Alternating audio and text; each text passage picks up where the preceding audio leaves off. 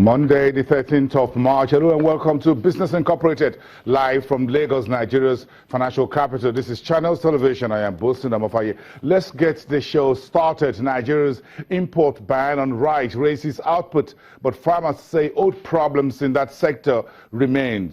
U.S. Federal Reserve set to hold rate decision on Tuesday and Wednesday.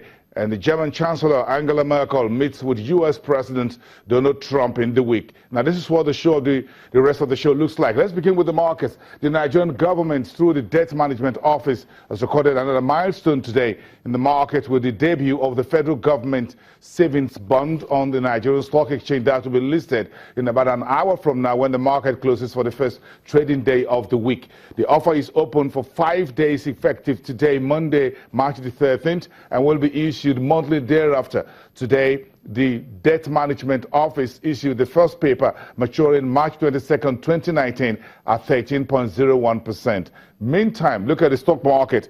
In the red in Lagos at intraday, the All-Share Index was down about 0.6%. The market lost about 55 billion in the morning session. Look to the rest of the African markets. The South African JSE about 0.45% in the green at 12 o'clock Nigerian time. About a few minutes ago, that's a lot better by 0.58%. The Egyptian market also in the green, 0.34%. If you look at the Friday close for the Nairobi Stock Exchange, the largest market east of the continent, that was 2.19% at 122.47.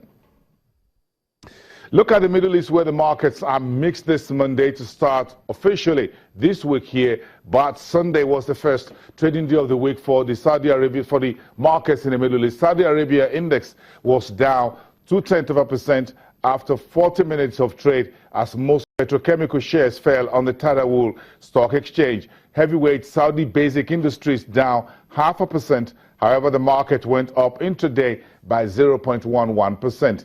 Dubai's index, that's the Dubai Financial Market, the DFM, was higher 0.8%. as Shore Capital extended Sunday's 15% gain to add 7% in heavy trade.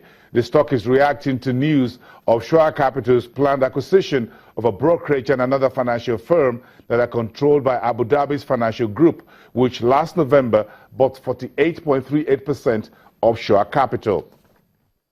Look at the European markets, where political uncertainty is dominating the news and traders are gearing up for a likely rate hike by the U.S. Federal Reserve, what we call the FOMC, on Wednesday when it concludes its Tuesday meetings. We'll cross over now to Frankfurt Stock Exchange, where my colleague Olaf Krieger is standing by for DWTV on behalf of Channels Television. Olaf, it's good to see you bright and early to start this very interesting week. You and I together looking at this week from German Chancellor Merkel in Washington on the day that the FOMC will be releasing this data. But let's start by mixing politics with economy and the markets, looking at the ongoing Brexit crossfires in the UK and the decision of the Dutch elections this week. Put these two together for us, Olaf.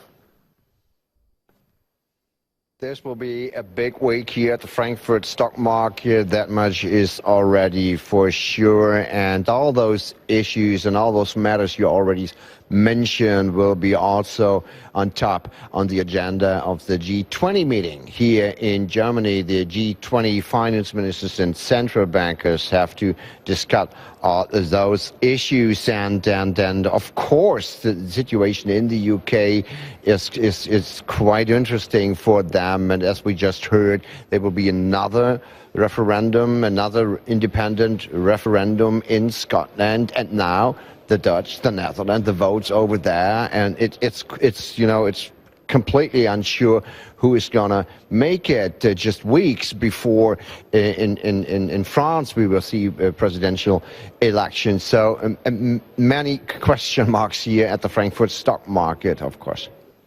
Yes, a lot of questions. And once we get into Tuesday, Wednesday, and Thursday, it's going to be very heavy on the economic data side in the U.S. But let's talk about where you are in Germany. I'm sure the preparation by the world's, well, you can say #1 female president, if you want to use that acronym or terminology for the Chancellor Angela Merkel, one of the most powerful women in the world, meeting U.S. President Donald Trump this week. What would or should top their discussion, and what do you think Chancellor will be looking to extract for Germany and for Europe from the Trump administration?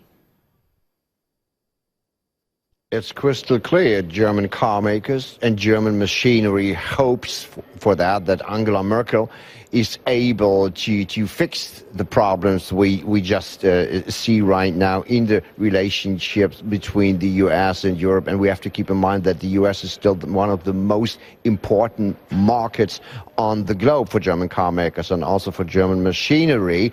And what we see so far is another kind of protectionism policy coming from the US, and this is of course poison for the trading between the US and Germany and Europe. And so German companies and German investors also are hoping for that Angela Merkel is able to get this bridge, or to build another bridge between the US and Germany in trading relationships. Okay, let's get back to the U.S., where, of course, the big story is the FOMC meeting and the decisions on Wednesday. Has the market settled to the fact that a rate hike is 100% assured? And on Wednesday will be a number of other important data, backward-looking, February inflation report from the U.S. You have the core CPI, you have the retail sales, and other data coming through on the same day.